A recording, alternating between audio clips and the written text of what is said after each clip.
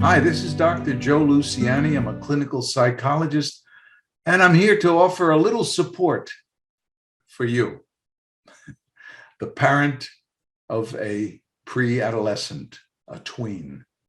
And yeah, you need support, obviously. We all need support. These are turbulent times. And I guess there's nothing more turbulent than when you hear those infamous words, "You can't make me." And been there. I know what it feels like. I mean, you feel like Dante at the gateway to hell, and he reads over the portals of hell. He reads the insignia: "Abandon all hope, ye who enter here." And like Dante, you too feel like it's a hopeless situation, especially when everything just seems to be inverted. You know, what once was this quiet, kind of receptive, obedient child, all of a sudden becomes a stranger, someone you don't even know sometimes. And it's important for you to realize that, first of all, this is a critically important transition, not just for you in terms of your losing control. We'll get to that in a minute, but for your child. This transitional experience is absolutely necessary. From a psychological perspective, the ego, if it stays dependent and rooted to the parent, what you have is a very inadequate adult. At one point, what you have is a childlike adult who really can't really fully function in this world. So we want that independence. We want that autonomy for our child. So how do you think the child gets there? Well, they get there by separating. And sometimes it feels like a ripping away of the relationship between the child and parent. But it is a necessary separation. Sometimes it's abrupt, sometimes it's gradual, but it does come in bits and pieces, drips and drabs. Sometimes you'll recognize your child and you'll say, "Oh, they're back. Isn't this wonderful?" Sometimes you might say, "Who is this person?" Well, it's still your child, and you still have a very profound influence, even though it may not feel that way.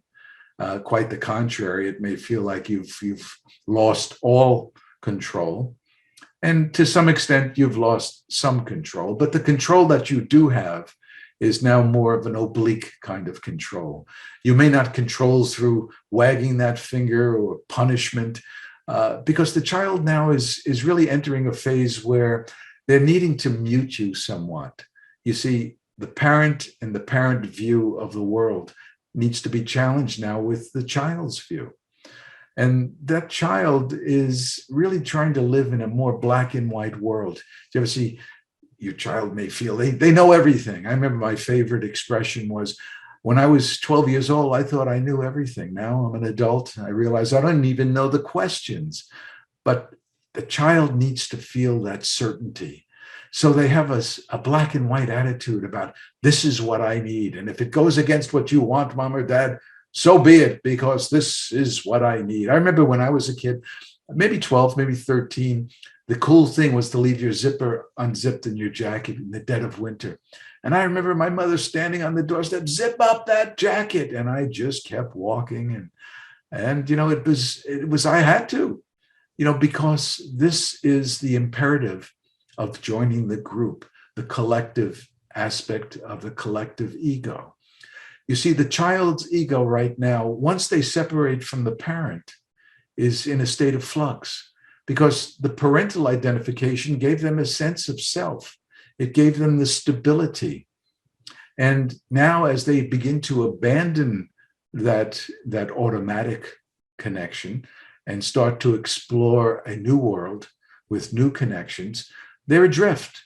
They don't really have that foundation, the inner foundation. I'm not saying that the parental foundation isn't there, but it's been muted. It's there. We'll get to that in a sec.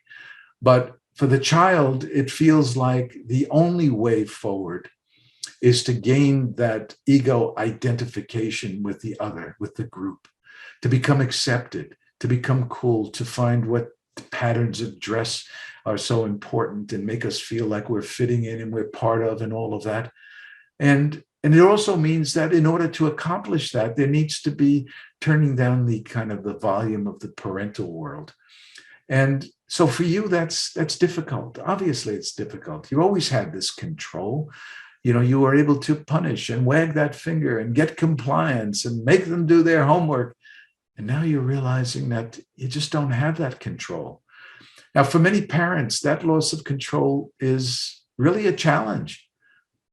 It's very, very difficult. You feel kind of panicky at times, maybe anxious, because when you're not steering your child's life, where are you? Well, that's the point. The point is that you need to transition with your child. And the way to do that is to recognize that you need to evolve within the relationship. If you resist, if you insist on zip up your jacket, there's going to be rebellion. And so for you right now, I would say, look, number one, don't take it personally. Far from it. This isn't about you. It's about your child evolving and becoming an autonomous, independent, one-day adult. So it is a rocky terrain. They're going to be doing a lot of trial and error experimenting. And that's why the experimenting, you want to be in a healthy vein. One way to do that is to keep the parental values intact. And again, I use the word obliquely because you need to do that in various ways that aren't force feeding your child to want to just go in the opposite direction. And one of the best ways is to really insist on contact, regular contact, family time. You know, it is so important to really establish family meals where the family sits down each night. And if it can't be each night, that's okay, but as often as possible. Research shows that families that have regular meals every evening, that child is going to do better at school. They're less likely to do drugs and alcohol, and they're more likely to find more of a psychological, healthy path forward. Walking is such a wonderful thing because you don't have to have eye contact. That's why driving with your child in the car is a great opportunity for discourse, because the eye contact can be a little intimidating because the child knows that they're trying to pull away a little and they don't want that glaring stare of do as I say. So they're a bit intimidated, a bit intolerant of any kind of too much direct contact. So again, I come back to it's the oblique contact. So don't take it personally. Institute contact on a regular basis. Fortify your relationship with insight. And one way to do that is to go back to your own childhood.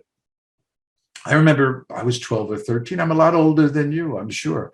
And I can remember, those times where I was confused, not only the zipping up of the jacket, but times where I just wanted so badly to get the right kind of jacket to wear, or to have someone think I was cool, or it's not an easy time, and it wasn't for me. And the reason I say go back is it gives you perspective, and you want that perspective. One of the things that really helps in communicating with the preteen is to let them know that you've experienced the difficulties that they're experiencing. Try to find the positive outcome experiences you've had. You don't want to highlight the negative experiences you've had, but let them know about the trial and error times in your life where you tried and things didn't work out, but you kept trying until finally you find a way to be liked. You joined the club, or you joined the band, or you met some new people. Try to let them know that you know what it's like to feel alone, to feel not part of that group. So give them that perspective that you could stand in their shoes and you know what it's like to be in a situation where you're trying so hard to move forward and be liked and to just be part of that group, because the group is everything and becomes everything for a while. You want to not oppose that. Now, you want to keep the standards, the family values intact. There needs to be boundaries. Of course, there needs to be boundaries. Your child needs to know what those family boundaries are, and they need to know that very clearly. But also know that there will be periods of trial and error, and hopefully within the confines of those boundaries. And the best way to do that is through love and not having a conflicted, ongoing debate and screaming and yelling. And, oftentimes that's more you than the child. Now, that's not always true. I understand that. But if you are a controlling parent, a helicopter type parent who insists on maintaining control and calling all the shots, well, there's more likely to be that rebelliousness. And that's what you don't want. You don't want a rebellion. You want an evolution, not a revolution. So support your child. Support, when they come home, I remember with my kids when it was the era where pants were down around the knees, and it was a tough one. But again, from their perspective, it means everything to be able to conform in a way that makes them feel part of. So don't take it personally, and kind of don't put your stamp or your judgment on top of everything they do, but try to understand. If you can glean insight into how they see it, that's magic, that's gold. And if you could see it from their eyes once in a while, you'll understand why some of this cuckoo behavior really makes a lot of sense.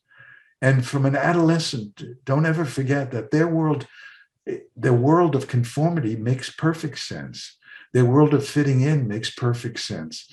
And their world of devastation when someone just looks at them the wrong way at school or doesn't answer a text makes perfect sense to them. You are there to offer perspective.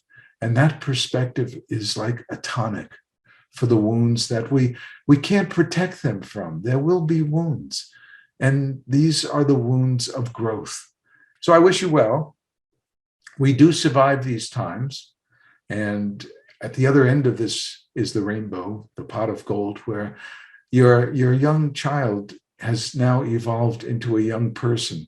And you'll start to see that more and more as the years progress. But don't be in a hurry, because the prefrontal lobes, the prefrontal cortex, the part of the brain that is judgmental and thinks of ways to handle life, that's not forming and won't be formed until the mid-20s. So, kids make irrational decisions at times. That's part of growing up. Irrational to us, rational to them, but sometimes they step in a puddle, they step in a pothole, and they regret their behavior. That's when they come to you, and be there, be the tonic, be there all the time, and don't ever go to war with their need to be part of that world, the world separate from you. Their ego is trying to separate as best it can. So don't hold them back. Just kind of, release the reins a bit. Give them some slack. Help them out. And help yourself out. Because the more you try to control, the more you're going against nature. So it's not a matter of control. It's a matter of really working with that which is an imperative. And that's growth and autonomy and independence. I wish you well. And I'm glad I'm on the other end of that with my kids. My kids are wonderful adults, and we went through it as everyone does. And you do get to the other side. Take care.